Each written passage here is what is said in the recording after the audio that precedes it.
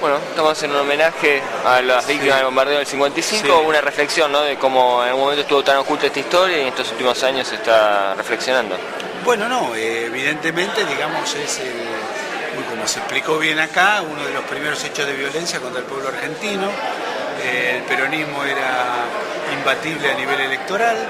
En 1952, es decir, 3 años antes, había sacado más del 60% de los votos y era obvio que por elecciones nunca lo iban a poder destituir, o mejor dicho, ganarle la elección. A partir de ahí, los sectores concentrados de poder, que como también me explicó bien Ramón Torremolina, estaban perdiendo sus derechos y veían con odio de clase que otros sectores, generalmente postergados y que nunca habían tenido derechos, pero sí obligaciones, y ahora empezaron a tener derechos, a partir de eso piensan derrocar a Perón. Y el mismo Noriega, que era el jefe de la escuadrilla de los marinos, en un reportaje que le hacen mucho más tarde en la revista Sí, que era una revista que sacaba crónica, estamos hablando ya en la década del 70, explica que lo que querían hacer con ese bombardeo, además de matar a Perón, era generar el terror. Porque sabían que generando el terror iban a paralizar a la población y a su vez podían llegar a cumplir con el objetivo de derrocar un gobierno constitucional. No lo logran en ese momento, el 16 de junio, pero 3 meses más tarde sí, donde evidentemente el terror se hizo sentir. No solo por esos bombardeos, sino porque también hay un segmento olvidado, poco conocido, que son los famosos comandos civiles de la Revolución Libertadora, más llamada Revolución Libertadora, que entre 1954 y 1955, montados en el conflicto que había entre el gobierno y la jerarquía eclesiástica, comienzan a tratar de ganar la calle.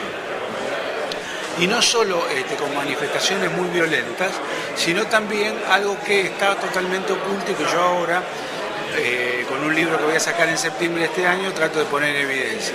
Esos comandos civiles ponían bombas, asaltaban a policías y les robaban el arma y los mataban. Entonces, y eso por supuesto quedó siempre ocultado. Y parecería entonces que la violencia en la Argentina se generó con nuestra juventud peronista, o con la juventud guevarista, con quien quiera llamar, la juventud de los 70, cuando realmente nosotros fuimos herederos de esa espiral de violencia que comenzó y fue tapado en el 55. Algo que también a veces no se comenta tanto es la reacción del mismo Perón y el gobierno de Perón, ¿no?, a los bombardeos, que fue muy calma y llamando a la unidad nacional. Digamos, en alguna medida era ambivalente, porque como por un lado le daba las radios a la oposición para que hablaran, eso le costó el puesto a Borlenghi, el ministro del Interior, pero por otro lado también hay un discurso violento el 31 de agosto del 55, que es entre septiembre obviamente y la caída entre junio, y la caída de Perón en septiembre, ese 31 de agosto, donde en una plaza enfervorizada da esa famosa frase: por cada uno de los nuestros que caiga, caerán 5 de ellos, cuando en realidad después, lamentablemente, la historia demostró que fue al revés.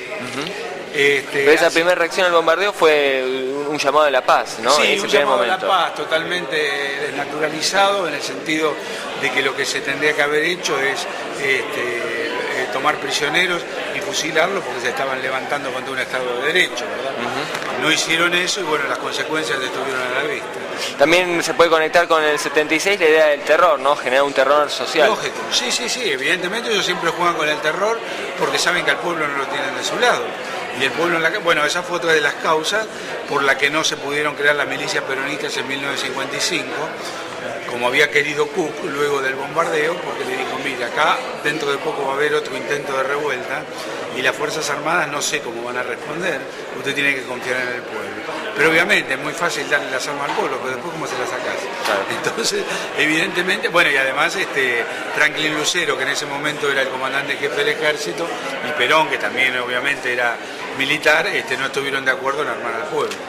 Por último punto, ¿cómo pensar que durante tanto tiempo estuvo tan oculto este suceso en nuestra historia? Bueno, porque evidentemente estos mismos tipos que bombardearon, fusilaron, asesinaron y demás, una vez caído Perón, volvieron a sus cargos, se perdonaron ellos hacia ellos mismos, se ascendieron y muchos de ellos se valieron de todos los gobiernos para hacer fortuna o para vivir del Estado, ese mismo Estado que denigraban y entregaban a la vorágine de los imperialismos o de los colonialismos.